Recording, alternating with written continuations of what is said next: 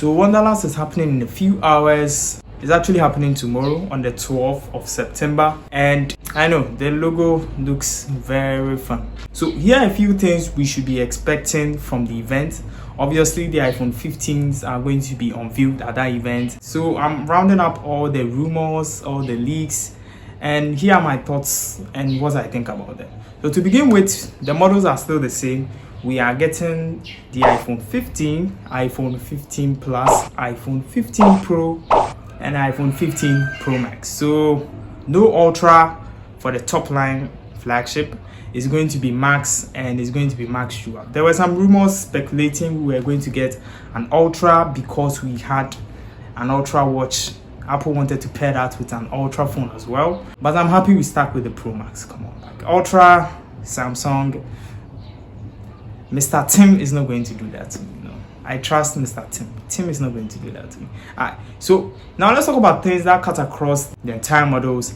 And to begin with, we have Dynamic Island on all 4 models. Yep. So if you bought the iPhone 14 Pro just because of Dynamic Island, then truly you made a huge mistake, and don't feel bad about it. You can always trade in your phone for a newer model. So now we are getting Dynamic Island on all the 4 models, and it's looking good already. And another thing that cuts across the entire line is USB-C. Yep. Thanks to EU and their regulations and things like that, we should be expecting USB-C on all 4 models of the iPhones. Yep. And mind you, if you thought Apple would just give us the same USB-C, you should be lying to yourself. So Apple is consciously trying to differentiate the Pro models from the base models. Yep. So it would make more sense to buy a Pro model than a base model. So they are putting in features and hardware and software and other things to differentiate the Pro models from the base models, and even sticks with the USB-C as well. So with the USB-C, you should be expecting faster charging speeds and transfer speeds for the Pro models, and a less faster one when it comes to the base models as well. That's what we are getting, and that's what you should be expecting. We are getting braided colors and matching colors with the cords as well. So yes, so it means if you get, let's say, a white iPhone, you are getting a white cable as well. And I don't think Apple would do this. I don't believe Apple would do this, but if they did, I think it would be very nice. Yes, there were times I had friends come over and they would swap their fake calls with mine, and it's possible this could happen, but it's also not possible it could happen. But one reason why it could happen is this. So when you look at the AirPods Pro, the Gen 2, you could see you were able to put an emoji there called the Bitmoji or so. You're able to put your Bitmoji there, and that sort of customization created a sense of belonging or a form of attachment to your device, where when you take your device, you feel that it is yours, and that gives you a certain form of uniqueness or something that makes you stand out from the rest. So having braided cables, I think that would also create that sense that this phone is mine, this cable is mine as well, and I think that's cool. And as you can see from Apple Track, here is what the braided cables are actually going to look like, and I think that's nice, and I'll take it. So another feature that cuts across all models are the semi-rounded edges. So we had a completely rounded edge with the iPhone X, iPhone XS, iPhone 11, and it was cut off with the iPhone 12 series upwards. So the reason why we stopped using the rounded edges was because the rounded edges wasn't efficient when it comes to space. We couldn't fit a lot of equipment into the phone, but with the flat design, it gave we had more space to work with, but that also came at a price. So with the sharp edges or flat edges, they were sharp, and most people complained it was literally cutting into their palm, and it wasn't very comfortable to hold. With the Pro models weighing that much, you could literally feel this sharp edge in your palm. So Apple wanted to combine flat edge with a rounded edge. So here we are getting more space, but we are not also cutting corners when it comes to comfortability as well. And I think that's nice. So now let's talk about colors, and let's start with the base model. So some colors are familiar here. We have the black, we have the white, we have the blue. But what really caught my attention was this coral pink. Yes. So when we look at Mac rumors, it is more like a strawberry pink. Yeah, that looks more like a strawberry pink to me. The coral color, remember the coral color, the one we got from the iPhone XR? That was one of my favorite colors on an iPhone. Paired with the space black as well as the graphite color. Those are my favorite colors. The coral color from the iPhone XR was amazing.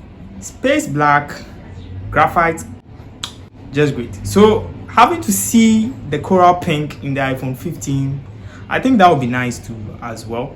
And I noticed Apple really learns a lot from their past experiences, and they actually pick some things from their past experiences as well. Some companies don't do that. They're always trying something new and always changing the experience. Come on, I like the colors from this one. So now that's all we have for the base models. Now let's talk about the pro models. Let's talk about the juicy stuff. Let's talk about the expensive one. To begin with, we are getting a titanium chassis on the pro models, and that is good news. Finally, the pro models have been getting heavier and heavier since the iPhone 11 series, and it's just been going up from there. And thankfully, we are now swapping the stainless steel for titanium. So to cut things short, titanium is lighter than stainless steel, but also more durable than stainless. Such good properties. But it also comes at a price. Titanium is also more expensive than stainless steel as well. So with the pro models becoming more heavy and heavier,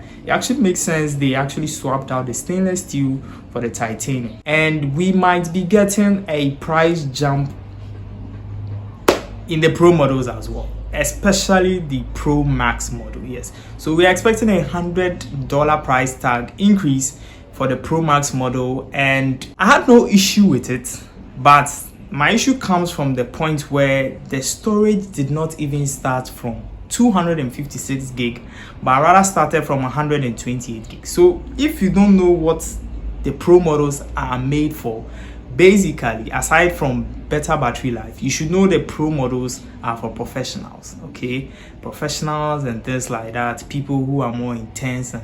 So obviously, if you are shooting with your Pro model iPhone, you are going to use ProRes. You are going to be shooting in 4K. You are going to be shooting for longer periods of time, and obviously you'll be needing more space.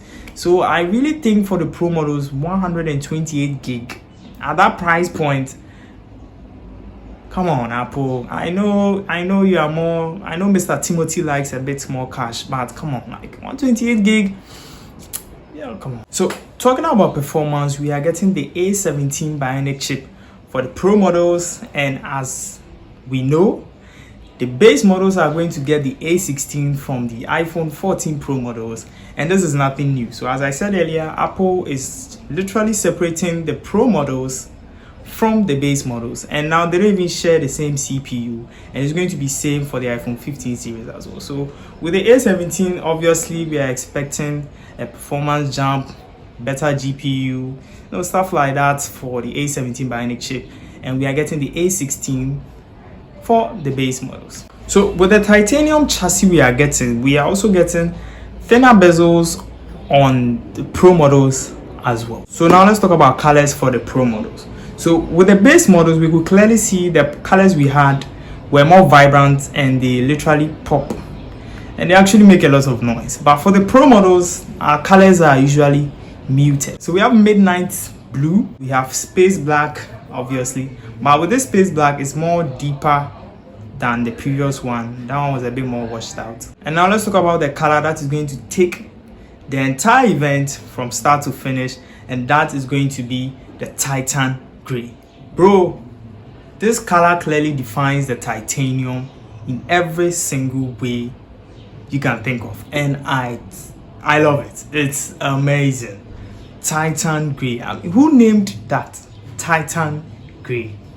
This color is amazing, and I just love it. Come on, iPhones and Mr. Tim and his team have been bringing some really amazing colors.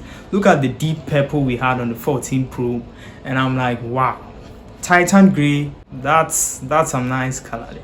So tell me what you think down in the comment section. Let's get interactive. Hey, have a good time.